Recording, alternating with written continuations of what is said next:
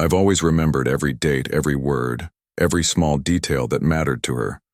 Her favorite flowers, the way she liked her coffee, the exact spot where we first kissed.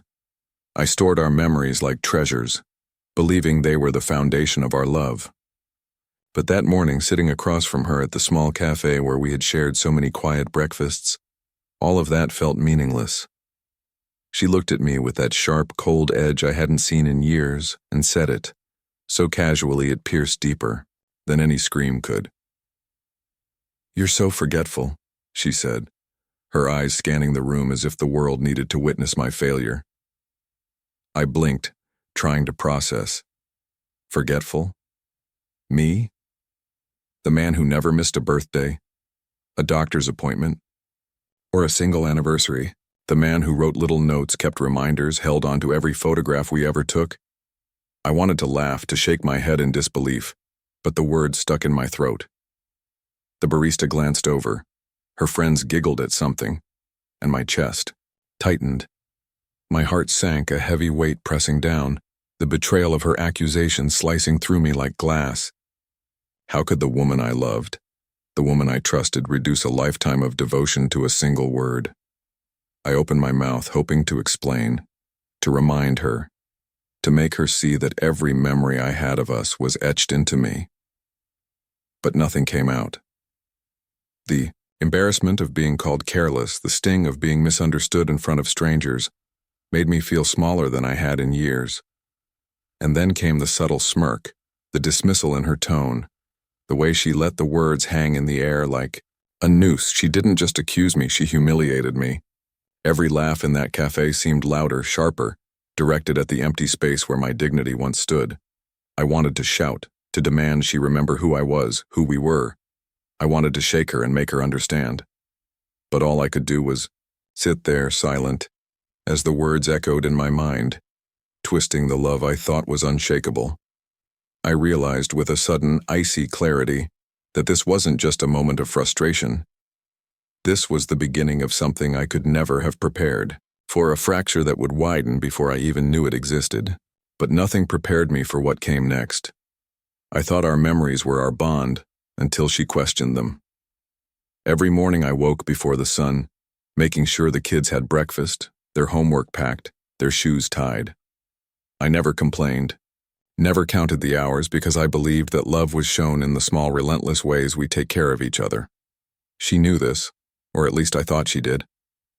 I remembered the first time I held our daughter in my arms. Her tiny fingers curling around mine, her fragile weight balanced on my chest, and the way her eyes searched mine like she already knew I would protect her at all costs. Those nights spent rocking her to sleep, humming the songs I barely remembered. The words, too, are etched into my mind. I never forgot a lullaby, a bedtime story, or a scraped knee. Every small moment of fear, laughter, or wonder was cataloged in my heart. Raising our son wasn't easier, but it was no less rewarding. I remember teaching him to ride a bike, the first time he fell, the way his tears mirrored my own panic, and the triumph when he finally pedaled without help. Those small victories, the way his laughter filled our tiny living room, are memories I would carry forever. I worked long hours, often coming home exhausted, but I always made time for birthdays, anniversaries, and every little milestone. I remembered every date because they weren't just days on a calendar. They were proof that we were building a life together, one shared memory at a time. The little notes I left for her in the mornings, tucked into her bag or on her pillow, were meant to remind her that even in the chaos of everyday life, she was never forgotten. We had struggled, of course. Money was tight when the kids were young, and there were nights I went without to make sure they had what they needed. I endured the silent sacrifices because I believed in the family we were creating. I thought she saw that. I thought she understood. Even the small, joyful moments stayed with me. Our first vacation together, when the kids built sandcastles while we watched and laughed, the countless rainy afternoons spent playing board games, the quiet evenings where we simply sat together, hands entwined, knowing no words were needed to say "I love you." I had cataloged every smile, every tear, every word she ever whispered in private. To me, these were not just memories. They were proof of love, proof that I had been present in every moment, proof that I had never, not once, been forgetful. And, Yet here she was, dismissing all of it with a single word. In that cafe in front of strangers, I realized that everything I had cherished, every small act of devotion, was invisible to her now. My love, my effort, my sacrifices, all of it reduced to an accusation I couldn't reconcile with the man I knew myself to be. As I sat there struggling to process, I felt the first tremors of doubt creep into my mind.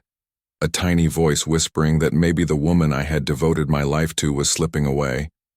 Not because I had failed, but because she had chosen to forget. And I wondered, with a sinking heart, what had led us here, to this fracture in a bond I believed was unbreakable. I noticed the way her words cut deeper when no one else was around. At first I thought I was imagining it, chalking it up to a bad day or a fleeting mood. But the pattern became impossible to ignore. A casual comment about dinner, a remark about my memory, even a sideways glance, it all carried a sharpness that hadn't existed before. It was as if the woman I had loved for so long had been replaced by someone I barely recognized. She began questioning my decisions in ways that felt calculated. When I suggested a simple weekend outing with the kids, she would scoff. "Do you even think things through, or are you just forgetting again?" It wasn't just a slip of the tongue, it was precise cutting, meant to unsettle me. And yet in public she smiled warmly at our friends, laughed at their jokes, complimented my ideas. That duality, it was maddening. She was gracious to everyone except me. I started noticing it in small ways. The way she'd contradict my memory of an event, the way she'd tell our friends one version while insinuating another to me. Then came the influence of others, a coworker here, a friend there, subtle suggestions that maybe I wasn't as reliable as I thought. I could see it in her eyes. The flicker of approval when someone else praised her judgment. The tiny nod when a friend whispered, "Sometimes men just don't notice these things." It was never blatant, never confrontational, but the undercurrent was undeniable. My voice felt smaller, my presence diminished as if I were fading into the background of my own life. Her arrogance became harder to ignore. She seemed to enjoy the control she had over me, the power of making me doubt myself. Little tasks that used to pass unnoticed now became ammunition. A misplaced key, a forgotten grocery item, an overlooked phone message. "See, I told you," she'd say, with that sharp smile, as if she were proving a point I didn't even understand. I began walking on eggshells, measuring every word, every movement, terrified of giving her another reason to undermine me. The tension seeped into every corner of our home. Mealtimes, once a place of laughter, became battlegrounds of subtle accusations and silent resentment. The kids noticed, though they didn't say it aloud. I could feel their unease, the way they flinched when her voice rose in irritation, or when I tried to intervene and calm her. It wasn't safe anymore, not emotionally. The home that had been our sanctuary felt like a place I could no longer claim. I tried reasoning with her, trying to peel back the layers of frustration and find the woman I once knew. But every attempt was met with defensiveness or dismissal. "You never understand," she said, her tone icy. "Maybe it's time you accepted it." Accepted what? That I was forgetful? That my love, my devotion, my life of memories meant nothing? I couldn't comprehend it, and yet despite all the contradictions, the warmth in public, the sharpness in private, I found myself hoping. Hoping she was just tired, hoping it was temporary, hoping that beneath the arrogance, beneath the manipulation, the woman I loved still existed. But the more I hoped, the clearer it became. This was no fleeting phase. Something had shifted, subtly but irreversibly. I began to realize that I was no longer just fighting for understanding or affection. I was fighting against a silent, creeping force, one that threatened to rewrite our history and erase all the moments I had so carefully preserved. And as the days wore on, the tension escalated, leaving me with a chilling question I didn't want to face: how much of the woman I married still existed, and how much had been replaced by someone who wanted me to fail, to forget, and to feel powerless in my own home. Every photo, every note, every little promise I kept, yet she looked right through me. I could feel her eyes on me, not with love or warmth, but with a detached skepticism that pierced deeper than any argument ever could. I tried to speak, to remind her of the countless mornings I had woken early just to make her favorite coffee, the way I remembered the first time we danced in our tiny living room, how I had memorized every word of our vows, every laugh we had shared. But it was as if my words dissolved before reaching her heart, slipping through invisible cracks she had built between us. I found myself retracing every moment, trying to anchor her to what we had built together. I would bring out old photographs one by one and narrate the stories behind them. The day we got caught in the rain and laughed until our sides hurt, the night we stayed up talking while the kids slept, the quiet evenings spent just holding hands on the couch. I watched her eyes, searching for any flicker of recognition, any sign that she remembered, that she felt the same warmth I did. But her face remained neutral, unreadable, and I felt an ache so profound it shook me to my core. The isolation was suffocating. I had always considered our home a sanctuary, a place where love and memory intertwined seamlessly. But now, it felt like I was standing in a room full of shadows, reaching out for someone who had already stepped into another world. The little gestures I made, the notes left on her pillow, the gentle touch of my hand on her shoulder, the attempts to share a quiet joke were met with indifference or irritation. I began to question myself, wondering if I had missed a sign, if I had failed in some fundamental way, and yet I knew my love was real, unwavering, and detailed in ways that no accusation could erase.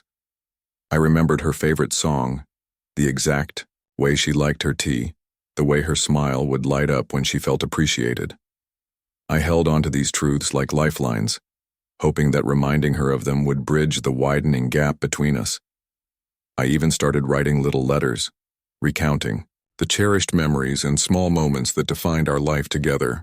I left them on her nightstand, hoping she might pick one up and see the love I had preserved. But most of them remained unread, slipping into the background of her disinterest. The more I tried, the more my heart ached with confusion. Was she truly blind to the devotion I had shown, or was she choosing to ignore it? Was I fighting for a connection that no longer existed, or was there still a part of her that remembered and cared? Nights became restless as I lay awake, replaying every interaction, dissecting every word, trying to find the moment when love had started to fade.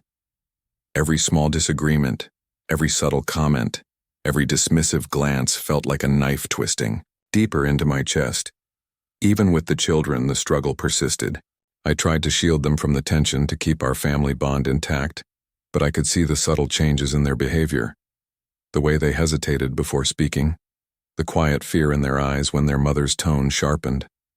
I wanted to protect them, to reassure them that love was still present even if it seemed hidden. But even my strength and careful planning felt insufficient against the growing divide. I began to confront the painful truth. Love alone might not be enough. My memories, my devotion, my tireless efforts to reconnect, they were not reaching her heart.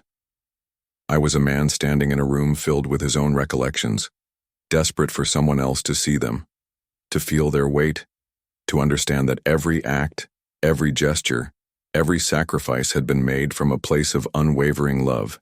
And yet I refused to give up. Despite the rejection, the indifference, the emotional wall she had erected, I clung to the hope that something inside her would respond. I continued to speak gently, to remind her of our past, to show her through actions rather than words that I had never forgotten a single detail that mattered. But with each attempt I could feel the distance growing, a silent, creeping force that threatened to erase everything I had built, every memory I had held sacred. The struggle was exhausting, lonely, and heartbreaking.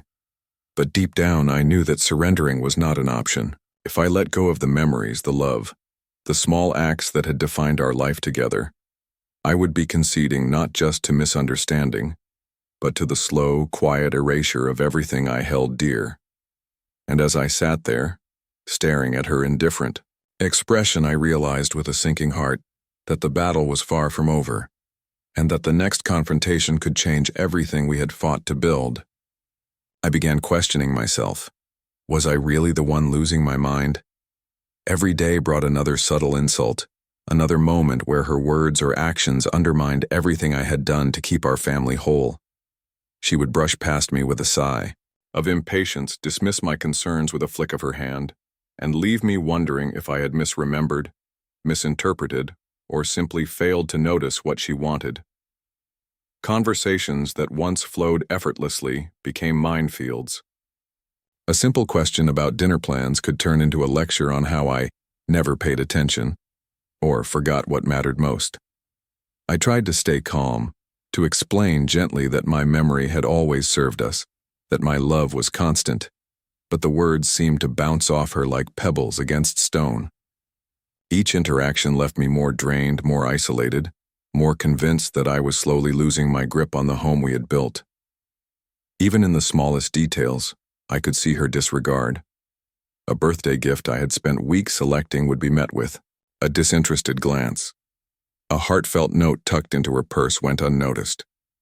The kids would watch, confused, as her sharp tone clashed with the tender gestures I had once relied on to express love. I tried to shield them from the tension, to maintain some sense of stability, but it was impossible to hide the widening rift. Money became another battleground. Requests I made for small, practical needs were met with suspicion or irritation. "Do you even remember what we agreed on?" she would snap, implying that my recollection of our budget or plans was flawed, that my judgment could not be trusted. Every small act of responsibility I had taken for years was suddenly questioned, scrutinized, and dismissed. And then there were the quiet betrayals, the moments when she would contradict me in front of friends, twisting my words or insinuating that I had failed to notice things that were never my responsibility. It was subtle, almost imperceptible to outsiders, but I felt it deep in my chest, the humiliation, the sting of being portrayed as careless, inattentive, unworthy. I began to wonder if anyone truly saw the efforts I had made, the love I had invested, or if I was invisible in my own life. I tried reasoning, pleading, reminding her of the memories we shared, the sacrifices we had made, the countless times I had been present when it mattered most. But every attempt seemed to push her further away. Every word of love met with dismissal or condescension. The more I reached out, the more the distance grew, like sand slipping through my fingers despite my desperate grasp. And yet, I could not stop. I clung to the hope that she would remember, that she would recognize the truth of my devotion. I continued to speak softly, to act thoughtfully, to preserve the family as best I could. But inside, the cracks were widening, invisible but undeniable, and I could feel the tension stretching the threads of our bond to their limit. By the time the day ended, I was exhausted in body and spirit. Each interaction had left a bruise on my heart, each exchange a reminder that the woman I loved was slipping further away, carried by her own pride, her own frustration, and perhaps the influence of voices I could not reach. I realized that the conflict was no longer just about forgetfulness or misunderstanding. It had become a test of endurance, a struggle to maintain not only my dignity, but the integrity of the family we had built. And as I sat alone that night, staring at the walls of the home we had once filled with laughter and love, I understood that this was only the beginning. The subtle betrayals, the dismissals, the growing distance, they were all leading somewhere, a point of confrontation I could feel approaching, inevitable and terrifying. The question was no longer if I could hold on, but whether I could survive what was coming next. She didn't just call me forgetful. She erased everything I had ever meant to her. I should have seen the signs earlier, the subtle distance, the whispered phone calls, the way her eyes would dart nervously when I entered a room. But I had always trusted her, always believed that our bond, built on years of shared memories, sacrifices, and love, was unbreakable. That trust became my vulnerability, and she used it without remorse. It started with small omissions. Invitations she said I forgot to accept, outings she insisted I never cared to plan, and casual mentions of places we supposedly went without me. I felt a sting, but I brushed it off, thinking perhaps I had made a mistake.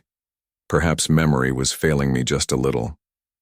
I didn't realize the pattern was deliberate, a careful construction designed to make me doubt myself, designed to weaken the foundation of everything I had built. Then came the moment that shattered me completely. I had planned a quiet evening, a chance to reconnect, to show her how deeply I remembered and valued every detail of our life together. I set the table with candles, played the music she loved, and had even written a letter recounting our most cherished memories. When she arrived, she paused in the doorway, glanced at the scene, and laughed, not softly, not playfully, but with a sharpness that cut to the bone. "You really think this changes anything?" she asked, her voice dripping with disdain. "You think memories matter more than him?" I froze. My mind scrambled, unable to comprehend what she meant. "Him? What are you talking about?" I managed to whisper, my throat tight, my heart pounding in disbelief. She smiled, a cruel, triumphal smile, and reached for her phone. "Maybe it's time you saw what I see," she said, sliding the screen toward me. There, in clear view, were messages, pictures, plans, proof of a life she had been living without me, proof of intimacy I had never imagined, proof that she had chosen someone else. Every word, every photo, every shared secret screamed betrayal. I could feel the room tilt, my world collapsing around me. The man in the pictures, smiling alongside her, seemed to mock me silently. I had devoted my life to a woman who no longer recognized my presence, who had deliberately dismantled our shared world. The truth hit me with such force that I stumbled, not physically but emotionally, as if someone had ripped the air from my lungs. The kids were upstairs, unaware of the confrontation unfolding in the kitchen. I wanted to scream, to demand explanations, to cry out my anguish so she could see the devastation she had wrought. But words failed me. All the rehearsed speeches, all the memories I had cataloged to remind her of our life together, felt futile against the raw, undeniable proof of her betrayal. And then she spoke again, casually, as if discussing the weather. "You always forget, don't you? Forget everything that's inconvenient. Forget that I'm allowed to live my life too." It wasn't anger or sadness in her tone. It was arrogance, indifference, a deliberate dismissal of everything I had sacrificed, everything I had loved. My heart fractured piece by piece as I realized the person I had trusted, the woman I had adored, had been building a parallel world where my presence, my devotion, my very existence was irrelevant. The humiliation was almost unbearable. In that moment, I was not just betrayed, I was invisible. Friends, neighbors, co-workers, they might never know the depths of my devotion, the sacrifices I had made, the countless nights I had stayed awake caring for our family, the endless attention to detail that had defined my love, and yet none of it mattered. None of it existed in her eyes anymore. I remember sinking to the floor, my hands gripping the edge of the counter as if it could anchor me to reality. Every memory, every effort, every act of love seemed to collapse inward. I wanted to scream at her, to make her understand, to force her to see the man who had been nothing but devoted. But the words lodged in my throat, choked by the weight of disbelief and heartbreak. She continued, oblivious to my pain, almost triumphant. "You were always so proud of your memory, weren't you? All those little details, all those sacrifices, for what? For a man who's never going to matter? I've moved on. You should too." It was a mic drop moment in the cruelest sense. My entire life, my love, my painstaking dedication, reduced to nothing. The home we had shared, once a sanctuary of laughter and trust, now felt like a cage of betrayal. I realized that the woman I had loved, the one who had whispered promises and dreamed with me, had quietly replaced the life we had built with a new story that excluded me entirely. The world outside the kitchen window carried on as if nothing had happened. Birds chirped, cars passed, neighbors went about their days.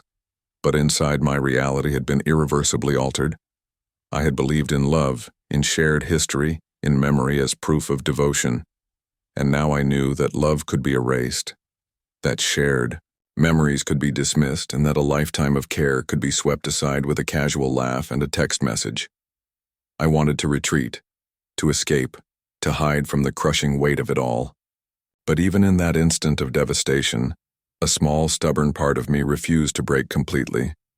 I clung to the truth I had always known, that my love, my memory, my sacrifices were real.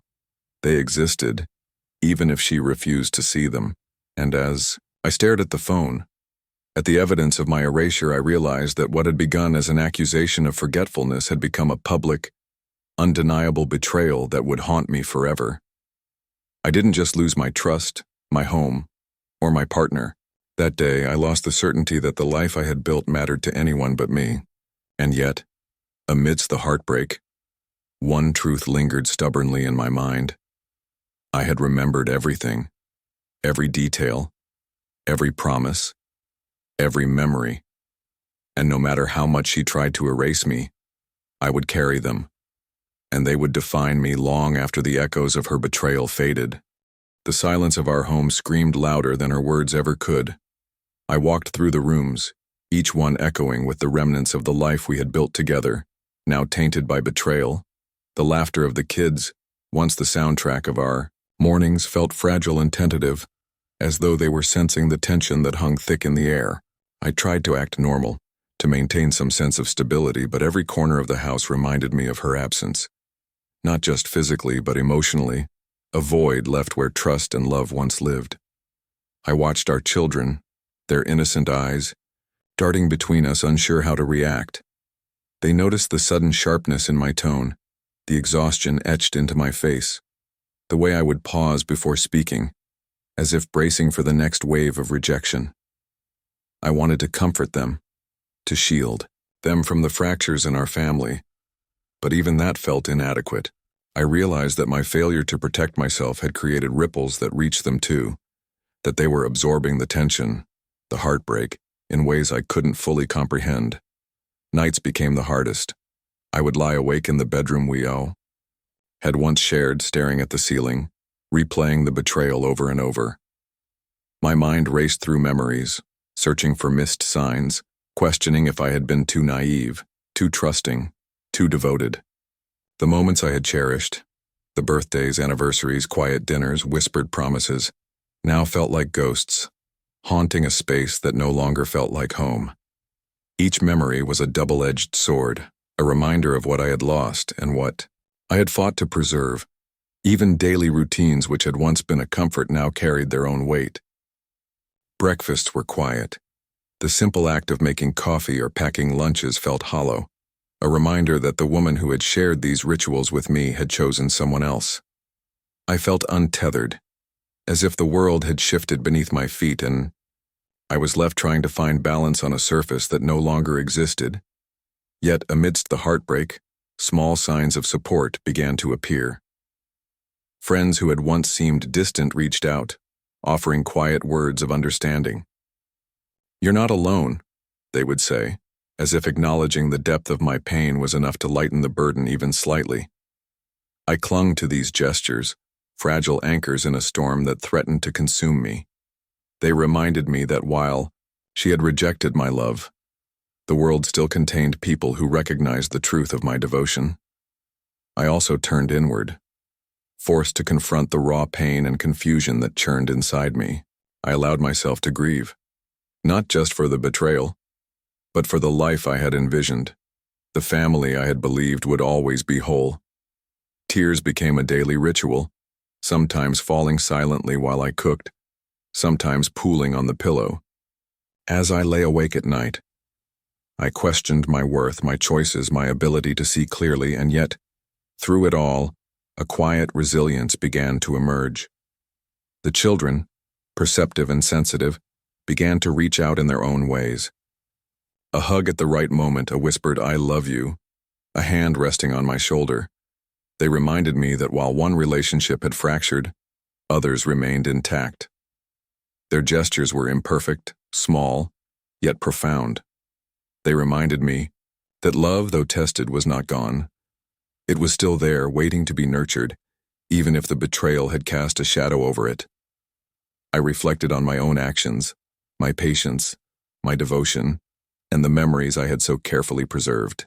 I realized that though she had chosen to erase me from her life, I could not erase myself from mine. The love I had given, The sacrifices I had made, the attention I had lavished on our family, they were real. They were proof of my character, my integrity, and my capacity to love deeply.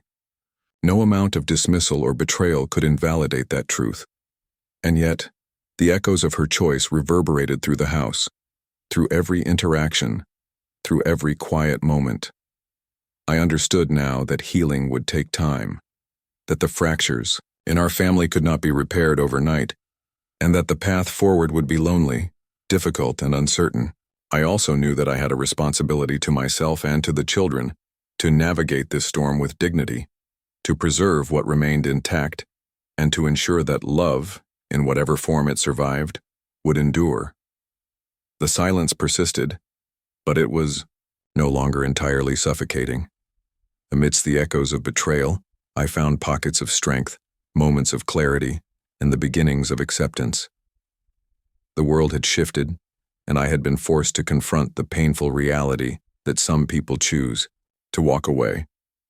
But the bonds that mattered, the ones built on shared history, on devotion, on genuine love, remained, fragile yet enduring.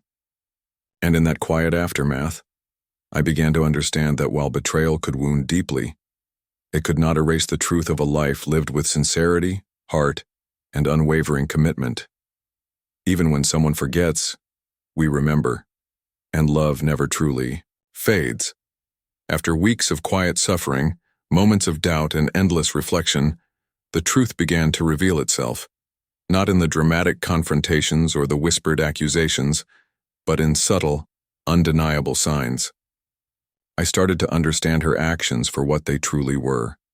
Not a reflection of my failings, not evidence that I had lost my mind, but a mirror of her own insecurities, her fears, and the influence of voices she allowed to distort reality. She had been struggling with her own doubts, her own sense of inadequacy. The world she had been building alongside another was, in truth, a desperate attempt to find validation, to feel desired, and to assert control over a life she believed was slipping through her fingers. Her arrogance, her sharp words, her dismissals, they were shields, not weapons. She had tried to convince herself and everyone around her that my devotion was forgetfulness, my attentiveness was overbearing, and my love was inconsequential. But beneath the mask of betrayal lay vulnerability, a need for reassurance she could not voice. I realized that my unwavering love had been both my strength and my shield. Every sacrifice, every memory, every small act of devotion I had painstakingly preserved was not just proof of my loyalty, it was proof that love endures even when unacknowledged. Even in her rejection, I had remained steadfast. I had remembered every moment that mattered, and I had never allowed bitterness to erode the truth of what I had given. That, I understood, was the real measure of love. To remain true to the heart, even when it is unseen, doubted, or dismissed. In the quiet reflection of those days, I also learned the importance of perspective. Betrayal is painful, yes, but it is often a reflection of the betrayer, not the betrayed. The choices others make, the words they say, the paths they walk, they do not erase the love, the effort, or the memory that we carry within ourselves. I had lived with integrity, devotion, and a genuine desire to nurture my family. That truth remained untarnished no matter how loudly it had been denied or mocked. The children, sensitive and perceptive, began to teach me another lesson: resilience. They reminded me that love does not vanish in the face of conflict. It transforms, it adapts, and it can be shared in new ways. Through quiet moments together, through small gestures of affection, through laughter that broke through the tension, I saw that bonds built on care and presence could endure, even when challenged by deception or neglect. I also learned that forgiveness is not a gift given to those who hurt us. It is a gift we give ourselves. Accepting her choices, understanding the insecurities behind them, and acknowledging that I could not control her actions freed me from the heavy burden of resentment. I could honor my own love, my own memories, and the life I had devoted to, nurturing without letting bitterness consume me. And so I chose to remember, Not just the betrayal, but the beauty, the laughter, the quiet moments of connection that had defined our family. I chose to carry forward the truth of my heart, to acknowledge the sacrifices I had made, and to allow the lessons of pain to deepen my understanding of love. Memory, I realized, is a sacred treasure. It does not vanish when someone else forgets. It endures, quietly powerful, shaping the way we live, the way we love, and the way we heal. In the end, I understood that love is not always reciprocated in the ways we expect. Sometimes it is a silent force, invisible to others, yet palpable to the one who gives it. And while betrayal may wound, while words may cut, and while absence may ache, the essence of what we give, the attention, the care, the devotion, remains. It is a testament to our strength, our humanity, and the enduring power of love. Even when the world doubts us, even when those closest to us falter, we remember. And in remembering, we honor the truth of our hearts, the depth of our sacrifices, and the unwavering nature of a love that refuses to fade. I was called forgetful, but I remembered everything that truly mattered. I remembered the nights I stayed awake to comfort her tears, the mornings I rose early to build a future for us, the promises I kept long after she stopped keeping hers. I remembered the birthdays, the anniversaries, the laughter of our children, and the quiet sacrifices that stitched our lives together. She tried to erase me with a single word. But love cannot be erased. Dignity cannot be erased. Memory, when born of truth, endures beyond betrayal. And so, I carry forward, not broken, but whole. For though she called me forgetful, I will always remember what love was meant to be.